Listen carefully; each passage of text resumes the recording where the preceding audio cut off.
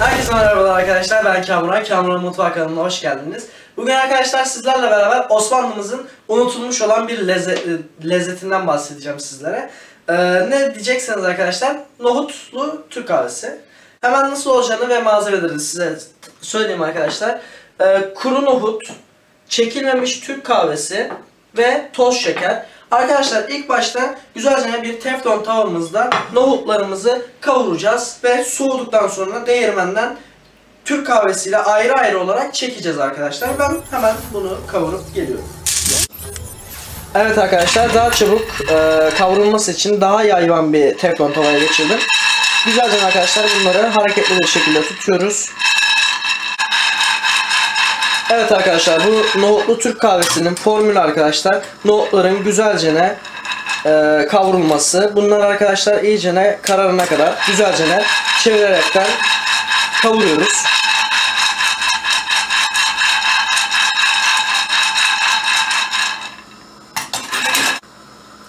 Evet arkadaşlar, nohut kahvesi bir o kadar zahmetli olsa da arkadaşlar, Osmanlımızdan bize yadigar, unutulmuş bir lezzet desem yeridir.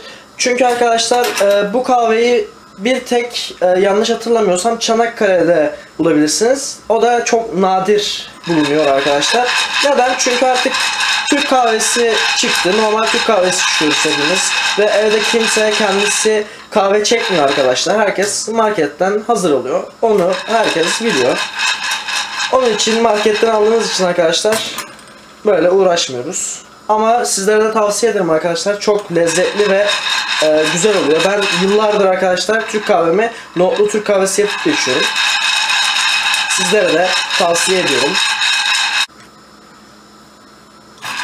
Evet arkadaşlar, güzelce bunlar kavruldu arkadaşlar. Şimdi bunu arkadaşlar ben güzelce boş, normal oda sıcaklığında olan bir yere koyacağım. Cam fanus içine veya cam borcam içine falan koyarsanız arkadaşlar daha iyi olur. Şimdi bunları biraz soğutalım. Kendi oda sıcaklığında arkadaşlar soğumasına bırakalım ve devam edelim. Evet arkadaşlar, güzelce nohutlarımı kavurdum. Nohutlu Türk kahvesi arkadaşlar nasıl bulunmuş veya nasıl ortaya çıkmış diye soracak olursanız arkadaşlar, Birinci Dünya Savaşı'nda Osmanlı İmparatorluğu'nda arkadaşlar halk yoksulluk içinde olduğu için genellikle nohuttan kahve yapıp içmeye başlamışlar. Ve belli bir süre sonra arkadaşlar içine kahve çekirdeği de ekleyerek çok lezzetli olduğunu bulmuşlar. Ve Türk kahvesi, asıl Türk kahvesi böyle olduğunu söylüyorlar. Ve gerçekten de tavsiye ederim arkadaşlar. Ben yıllardır yapıp içiyorum. Şimdi güzelce arkadaşlar ben değirmen kullanacağım. Eski zamanlardan kalan bir değirmen. Bunun içine atıyorum arkadaşlar güzelce nohutlarımı ve çekiyorum. Toz haline getiriyorum.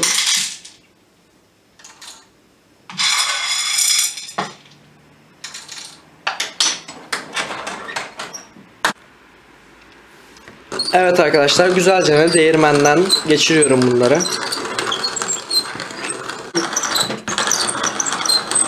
Evet arkadaşlar, güzelce çektik. Şöyle göstereyim ben sizlere. Bu arkadaşlar şimdi içine Türk kahvesi de ekleyeceğim birazdan. Bunu ayrı bir kaba alacağım. Türk kahvesini çekeceğim.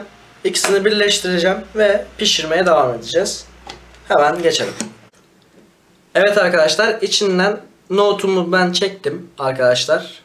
Nohutumu çektim. Böyle çıktı. Şimdi arkadaşlar içine kuru kahvemi koyuyorum. Çekilmemiş kahvemi. Ve hemen çekmeye başlıyoruz. Arkadaşlar bunları makinede de yapabilirsiniz. Elektrikli makineler var günümüzde. Ama emin olun bunun verdiği lezzeti hiçbir şey vermiyor arkadaşlar. Hem bunda kendi emeğiniz var, hem biraz daha uğraş verdiğiniz için arkadaşlar daha tatlı geliyor insana. Ve nohutlu kahve zaten çok güzel bir şey. Hemen bunu da çekelim ve yapılışına geçelim. Evet arkadaşlar, ben bir kişilik yapıyorum. Çünkü arkadaşlar gerçek kahve tiryakileri kahveyi arkadaşlar kendisi çekirdekten alır bu şekilde ve kendisi evde çeker. Kendisi her içeceği seferde arkadaşlar taze kendisi çeker ve kendisi pişirir, yapar. Gerçekten de ben kahveyi seven biriyim. Onun için ben bir kişilik yapıp hazırlayıp tek başıma ya da ailemle içeceğim zaman ona göre ayarlayıp ona göre pişirip içiyorum arkadaşlar. Evet arkadaşlar, güzelce ben kahvemi, nohutumu çektim. Şimdi arkadaşlar yapılışına geçiyoruz. Ben normal kahvede arkadaşlar 2 ölçek kullanıyorum. Yani 2 çay kaşığı kullanıyorum. 2 çay kaşığı kadar Türk kahvesi attım arkadaşlar. Kendim çekmiş oldum. Ve yarım çay kaşığı kadar arkadaşlar nohut, çektiğim nohuttan koyuyorum. Ve çok az bir şey şeker. Ve üstüne arkadaşlar normal ölçüdeki gibi suyumdan ekleyeceğim.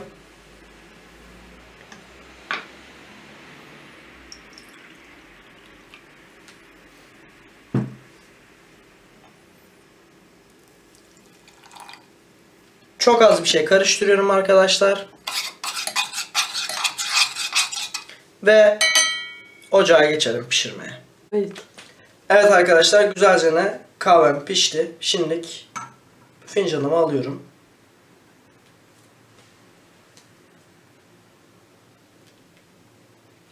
Nohutlu olduğu için arkadaşlar ölçüleri tutmayabilir. Çekiyor arkadaşlar içine. Hemen bir tadına bakalım. Nasıl olmuş? Şöyle göstereyim.